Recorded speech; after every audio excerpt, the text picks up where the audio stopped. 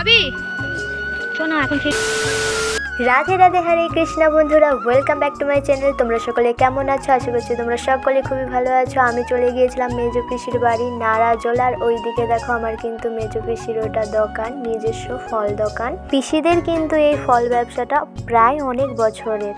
নারাজোলের রাজবাড়ি কিন্তু ওই সোজা যেতে হবে, মানে পিসিদেরই ফল দোকানের পাশ দিয়ে যেতে হবে। আর রাজলক্ষ্মী বস্ত্রালয়েরই পাশে কিন্তু আমার পিসিদের ফল দোকান। আর দেখো পিসিদের নতুন ঘর যেতে কিন্তু এই গলিটা দিয়ে যেতে হবে, খুবই সামনে রোডেরই পাশে এই গলিটা আছে। তো আমরা সবাই কিন্তু বাসে করে গিয়েছিলাম, বাড়ির সবাইকেই বলেছিল, মানে অনেক কুটুম খুঁজেছে বন্ধুরা, প্রায় ওই 600-700 জনের আইটেম, আর সব কুটুম ঘরেই কিন্তু খুঁজেছিল পিসিরা। তো দেখো আমরা কিন্তু ঘরে চলে এসেছি পিসিদের বাড়িতে। আর পিসিদের বাড়িটা তোমাদেরকে আস্তে আস্তে আমি ঘুরে দেখাচ্ছি যে কত সুন্দর হয়েছে।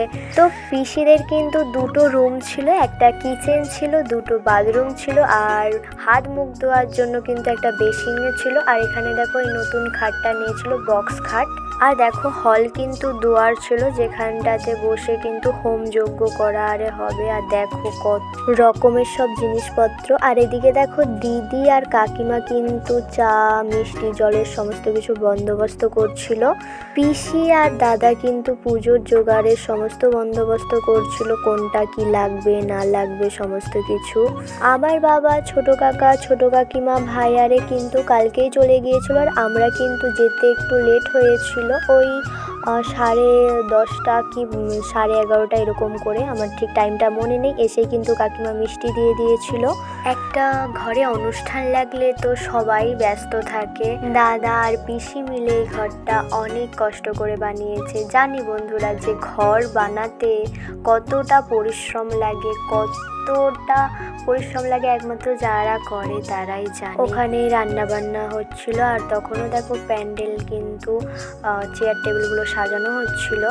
অনেকে আছে যারা ভাবে যে পয়সা থাকলে সবই হয়, কিন্তু মানুষ শুধু পয়সাটাই দেখে, মানুষের পরিশ্রম কত বছর লেগে যায় আস্তে আস্তে পয়সা জমি জমি একটা সুন্দর মনের মতো বাড়ি তৈরি করার স্বপ্ন। তো অনেকেই দেখে, কিন্তু সেটা বাস্তবায়িত করাটাই হচ্ছে কি আসল।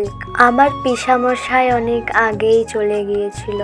আমার পিসি আমার দাদাকে, দিদিকে কত কষ্ট করে মানুষ করেছে, একমাত্র তারাই জানে যারা একলা হাতে সমস্ত দিকটা সামলিয়েছে। একদিকে ব্যবসা আর একদিকে তার ছেলে সন্তানকে মানুষ করা। আর এদিকে দেখো একটা বিয়ে বাড়িও হচ্ছিল। আর আমার পিসিরা কিন্তু এই মাটির ঘরে থাকতো। আর এটা কিন্তু আমার পিসির মামা শ্বশুরের বাড়ি। আর তারা কিন্তু ঠাকুর বানায়। আর ওই সাইডে কিন্তু নতুন বাড়ি, মানে পুকুরের ওই পারে। তারপরে ছোট কাকিমা আমাদেরকে নিয়ে গিয়েছিল। পিসিদেরই কিছুটা যেতে হবে, এখানে একটা আশ্রম আছে যেখানে অনেক গোমাতারা থাকে, তারপরে অনেক সাধু গুরু বৈষ্ণবরা থাকে। এখানে দেখো ভগবানের কিন্তু নাম সংকীর্তনও হচ্ছিল।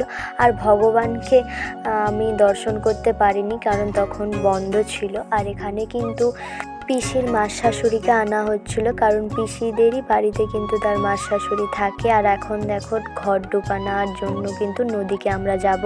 পিসিদের বাড়ি আমি সেই যখন পিসির শাশুড়ি মারা গিয়েছিলেন তখন এসেছিলাম। আর এটা কিন্তু পিসিদেরই মন্দির, গ্রামের শীতলা মন্দির, কালী মন্দির, আর ওই পাশে ছিল শিব মন্দির। তো ভিডিওগুলো কিন্তু আমি পার্ট করে ছাড়বো। ভিডিওটা কেমন লাগলো জানাবে। দেখা হচ্ছে নেক্সট ব্লগে।